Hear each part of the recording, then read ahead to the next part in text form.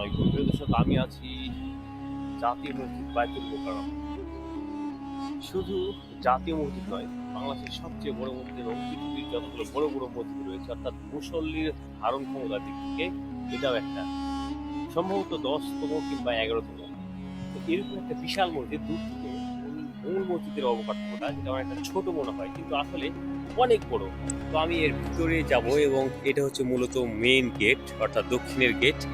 তো এই জায়গাটায়, এই যে সাদা যে জায়গাটা দেখতে পাচ্ছেন, এই বিশাল বড় চত্বরটা, এটা এক সময় পানির সেই তাজমহল আদলে ফোয়ারা ছিল, সামনের দিকে বিশাল বড় পানির ছিল, গাছ ছিল, খুব সুন্দর ছিল, কিন্তু এখন আর নেই।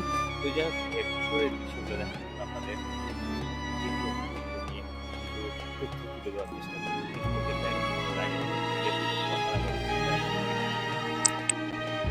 বায়তুল মোকাররম জাতীয় মসজিদ বাংলাদেশের জাতীয় মসজিদটি এবং মসজিদটির রাজধানী ঢাকার প্রাণকেন্দ্র মতিঝিলের পাশেই পল্টনে অবস্থিত এবং 1968 সালে এই মসজিদটির নির্মাণ কাজ শেষ হয়েছিল। তবে এর স্থাপত্য শৈলী অত্যন্ত দৃষ্টিনন্দন। তৎকালীন পাকিস্তানের বিশিষ্ট শিল্পপতি লতিফ বাওয়ানি এবং তার ভাতিজা ইয়াহিয়া বাওয়ানির উদ্যোগে এই মসজিদ নির্মাণের পদক্ষেপ নেওয়া হয়েছিল এবং এই মসজিদে একসাথে প্রায় 30,000-এর বেশি মুসল্লি আদায় করতে পারে, ফলে ধারণ ক্ষমতার দিক থেকে এটি বিশ্বের 10ম বৃহত্তম মসজিদ হিসেবে কিন্তু পরিচিত। তবে মসজিদটিতে জুমার নামাজ ছাড়াও বিশেষত রমজানের সময় অত্যাধিক মুসল্লির সমাগম হয় বিধায় বাংলা সরকার মসজিদের ধারণ ক্ষমতা আরও 40,000-এ উন্নীত করে। অর্থাৎ এখন প্রচুর পরিমাণে একই সাথে মুসল্লি নামাজ আদায় করতে পারে। তো মসজিদে প্রবেশ পর এটা হচ্ছে সেই উজুখানা। এরপর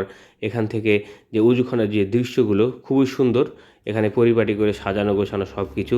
এবং এই যে ডান পাশে যে বিশাল হলঘর, এই যে হলঘর না সরি মসজিদের পূর্ব দিকে এটা নামাজের স্থান। তো এখান থেকে আপনাদের একটু ভিতর দিকটাতে নিয়ে যাব এবং ভিতর দিক থেকে ডান দিকে নিয়ে যাব। এই বিশাল এলাকা জুড়ে এই মসজিদটি আসলে, এর মসজিদের ইতিহাস, ঐতিহ্য এবং তাৎপর্যপূর্ণ একটা মসজিদ। বাংলাদেশের জাতীয় মসজিদ সেহেতু এর অত্যন্ত গুরুত্ব রয়েছে। এবং আরেকটা কথা না বললেই নয় আপনাদের, এই যে দেখুন, এই যে কাবা শরীফের গিলাফ, সেই আব্দুল আজিজ সৌদ যখন শহীদ প্রেসিডেন্ট জিয়াউর রহমান হজে গিয়েছিলেন, তখন তাকে উপহারস্বরূপ এই কাবার গিলাফ তাকে দিয়েছিলেন এবং তখন সেটি এনে এই মসজিদের গেটে মূল প্রবেশদ্বারে কিন্তু টাঙ্গিয়ে দেওয়া হয়। তো এইটা হচ্ছে মূল মসজিদের ভিতরের নিচতলা, কিন্তু এর নিচেও কিন্তু মার্কেট রয়েছে, বিপণী বিতান রয়েছে, পার্কিং রয়েছে এবং বায়তুল মোকাররম মার্কেট নামে সুপরিচিত বিশাল এলাকা। তো যাই হোক, এই সেই মানে উপরে এবং নিচের যে মার্কেটের দৃশ্যগুলো আসলে সময় ক্ষেপণের জন্য দেখাতে পারছি না, তবে পরবর্তী ইনশাল্লাহ আবার দেখাবো।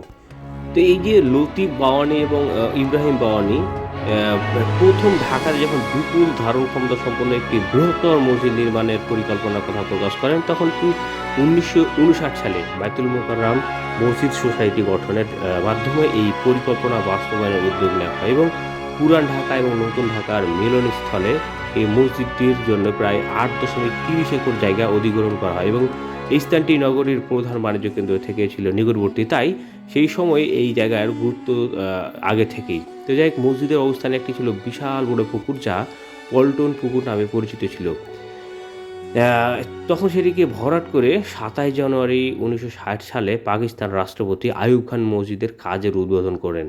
সিন্ধুর বিশিষ্ট স্থপতি আব্দুল হুসেন খাবিয়ানকে এই মসজিদ কমপ্লেক্সটির নকশার জন্য নিযুক্ত করা হয়। পুরো কমপ্লেক্স নকশার মধ্যে দোকান, অফিস, গ্রন্থাগার, গাড়ি পার্কিংয়ের ব্যবস্থা অন্তর্ভুক্ত হয় এবং এই যে বিশাল মসজিদের নির্মাণ কাজ সম্পন্ন হওয়ার পর শুক্রবার 25 জানুয়ারি 1960 সালে 63 সালে প্রথমবারের জন্য এখানে নামাজ পড়ানো হয়। তো এটা হচ্ছে উত্তর দিকের দরজা, উত্তর দিকের গেট এটা আর কি। ঠিক গেটের ডিজাইনটা একই হলেও এই পাশটা কিন্তু জায়গা অনেক কম থাকায়, তবে মূল গেটের ডিজাইনটা একই। এবং এই যে বিশাল জায়গা জুড়ে এখনও জায়গা এদিকে ফাঁকা রয়েছে, মেট্রো দেখা যাচ্ছে। তো যাই হোক, আমি ভিতরে প্রবেশ করব আবার এবং আপনাদের আরও বেশ কিছু তথ্য দেওয়ার চেষ্টা করব। তো প্রিয় দর্শক, 1975 সালে 28 মার্চ থেকে ইসলামিক ফাউন্ডেশন বাংলাদেশের এই মসজিদের রক্ষণাবেক্ষণ করে আসছে এবং বর্তমানে বায়তুল মোকাররম জাতীয় মসজিদটি প্রায় 8 তলা বিশিষ্ট। এবং নিচতলায় রয়েছে বিপণী বিধান এবং একটি বৃহত্তর অত্যাধুনিক সুসজ্জিত মার্কেট কমপ্লেক্স এবং দোতলা থেকে 6 তলা পর্যন্ত প্রতি তলায় নামাজ আদায় করা হয়। এবং 2008 সালে সৌদি সরকারের অর্থায়নে মসজিদটি সম্প্রসারিত করা হয় এবং বর্তমানে এই মসজিদ একসঙ্গে প্রায় 40,000 মুসল্লি আদায় করতে পারে নামাজ। তো যাই হোক, এই বিশাল মসজিদের যেহেতু ছোটোখাটো এই ভিডিওর মাধ্যমে আপনাদের ধারণা দেওয়ার চেষ্টা করেছি মাত্র, আসলে এই বিশাল এলাকা জুড়ে বুঝতে পারছেন 8.30 একর, মানে কতটা বিশাল এলাকা জুড়ে শুধুমাত্র এটি হচ্ছে দোতলা, অর্থাৎ মসজিদের মূল অবকাঠামো, তবে নিচে আরও দোতলা রয়েছে। তো আমি এখন আপনাদের এই আশেপাশটা দেখার জন্য মোটামুটি ধারণা আইডিয়া দিতে পেরেছি আশা করছি। তবে ভিডিওটি কেমন লাগলো আপনার মতামত জানিয়ে দেবেন। আপনার মতামতের ভিত্তিতেই আবার ইনশাআল্লাহ পরবর্তীতে আবার নেক্সটে ভিডিও বানার চেষ্টা করব। সময় সংকটের জন্যে, অর্থাৎ সময় সংক্ষিপ্তের কারণে কিন্তু এই ছোট ভিডিওর মাধ্যমে আপনাদের সামনে তুলে ধরার চেষ্টা করেছি। তো ভিডিওটি কেমন লাগলো আপনার গুরুত্বপূর্ণ মতামত জানিয়ে দেবেন। আমার চ্যানেলে যদি নতুন থাকেন চ্যানেলটি সাবস্ক্রাইব করবেন এবং সাথে থাকবেন।